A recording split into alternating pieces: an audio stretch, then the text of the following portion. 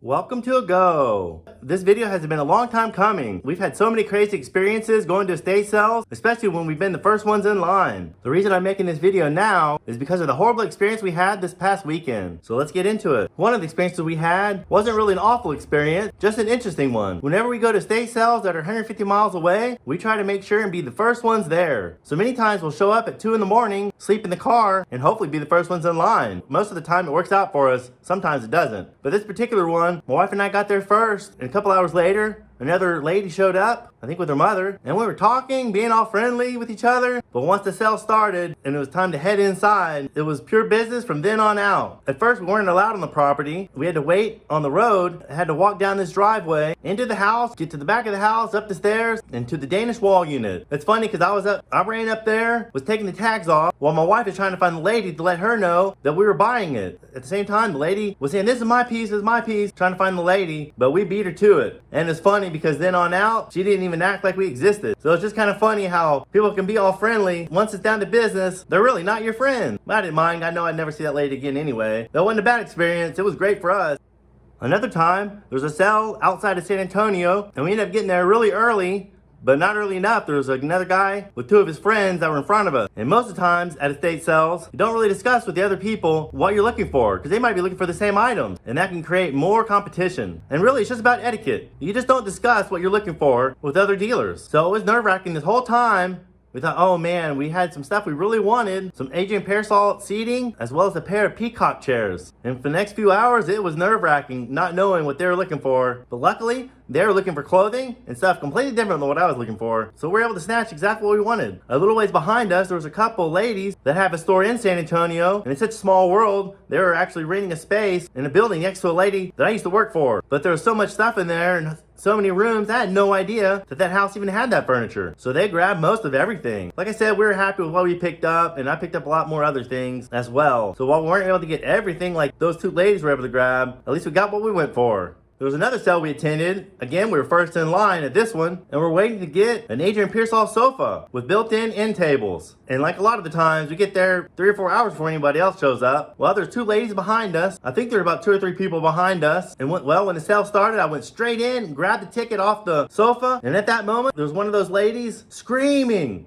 saying, "That sofa's mine, I'm buying that sofa." I said, "Well, I got the ticket over here, and whoever gets the ticket first gets the item." And that lady was saying, "No way, I talked to the owner, and she said whoever mentioned it first, it was theirs." I said, that's never been the rule. I've never heard that rule before. I went to the lady that was going to check her out and said, "Well, I have the ticket." So she heard me because I was in the living room, not too far away from the checkout. Well, I'm going to go ask the main lady of the sale and see what she says. And sure enough, she sided with us because we had the tag. And whoever has the tag gets priority. The thing that's crazy about this story is that if that lady had not opened her big mouth and screamed about how it was hers because she said it first, she would have had it. Because if she would have paid the lady and gotten a receipt, there was nothing that we could really do about it. Because they wouldn't return the money back to her, and we would have missed out. But again, because of her loud mouth, we were able to purchase the item, fair and square. Now for the last 2 sales, and these are what make me hate estate sales. On Facebook, there was a lady that posted she was going to be putting out everything for free that she had at her estate sale. Because they formerly had an estate sale, and a lot of the stuff didn't sell. And she had a few pieces of furniture that we really wanted. There were 2 dressers, and they looked really long in the pictures, even though the pictures were stretched out. So my wife and I get there early, about 2 hours early, and the 2 ladies are there taking a couple items outside. They didn't put much outside, a few boxes. And the prices were really high, so there's no wonder that nothing sold. And so we were able to pick up some stuff, a few pieces of glass, 2 end tables, 3 end tables, a pair, and a lane round end table. And we even offered to help her move some of the big furniture out if she needed help. And she said, "No, we'll just wait. We'll wait till my crew gets here to help take everything out." So time came, I think it was even a couple minutes after 9, when she said they're supposed to start taking stuff out. And who drives up? Another dealer. This is out in the country, in a small town, and there's just me and one other dealer in a town 30 miles away. He came with his truck and a big old trailer, and he came up and started talking to the lady, ignoring us, even though he knew us, and we knew him very well. Been to the store quite a few times. He showed up, and he came to the front door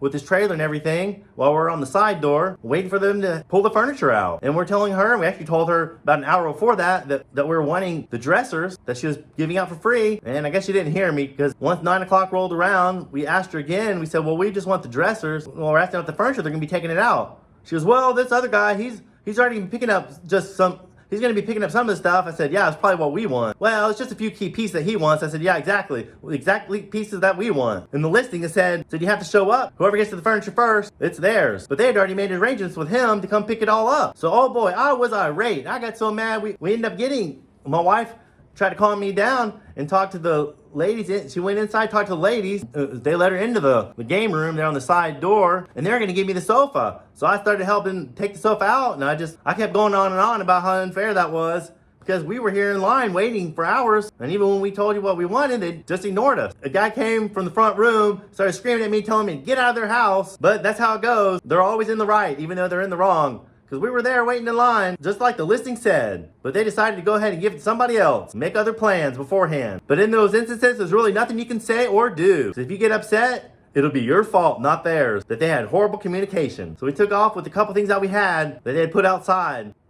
All right, last but not least, is this past weekend. There was a chest of drawers and a dresser that were listed on an estate sale, and we had to travel 150 miles to get there. We got there about 2 o'clock in the morning. Sale started at 9. About 2 or 3 other couples showed up behind us a few hours later, and come to find out, they all wanted the same thing we wanted. You remember what I said? It's pretty much an unspoken rule in etiquette to ask other people what they're looking for at the sale, because they might just be looking for the same thing you are, and that could create a lot of tension, more tension than it already does, that you don't know what other people are wanting. Well, we had this one guy come up to us, and he asked me what we're there for. I said, well, I don't like to tell what we're here for. And he said, well, it's sure is childish that you don't want to tell me what you're here for. He goes, are you here for furniture? I said, yes. Well, that's just childish. You didn't want to tell me. I'm going to leave and go to this other sale. So he took off, and that was fine with me. Less competition. Another guy came up about an hour after that, and he asked me the same thing. He asked me what we were looking for. And he mentioned, oh, are you looking for the Broyhill pieces? I said, well, yeah, that's what we're here for. They weren't actually Broyhill pieces. I knew that straight from the start. I'm guessing he thought they were Broyhill Brasilia pieces, but they ended up being by United. A quick Google search, I was able to find that out. So we sat there talking for a while. A couple other couples came up, and they were wanting the same thing. We just all chatted for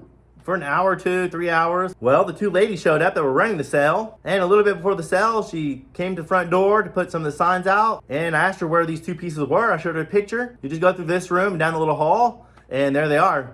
And we're actually able to see them through the door. So we knew exactly where they were, and we're ready to go. Well, a few minutes later, about 2 minutes before the sale starts, she opens the door, said, oh, I'm so sorry. Those 2 pieces aren't available anymore. Our mouths dropped. We came all this way for those pieces to find out 2 minutes before the sale started that the owner, which doesn't make sense to me, the owner is going to pay them $100 more than what they're priced. And to me, that makes 0 sense, because my wife started asking them once we got inside about those pieces, telling her how we were here so early, and even told us where they were and that they're available and all this. And the lady said, well, they're not my pieces, they're my pieces. They're the owners, and they're coming right now to pick them up. And actually, before we went into the sale, after the lady had told us that they weren't available anymore, the person behind me said, so I don't know how the owner's going to come pick it up. So I don't really know what the whole story is. I don't know if they lied to us because someone was able to contact them and pay them more, or that the owners really were, because there is a rule in the estate sales, and many of them, that the owners can come and take whatever is in the house, even if it's in the photos. But really, if that's the rule, the estate sale company should be more thorough on what the rules are. So I can understand if it's 24 hours before the sale, or a couple days before the sale, but 2 minutes before the sale starts?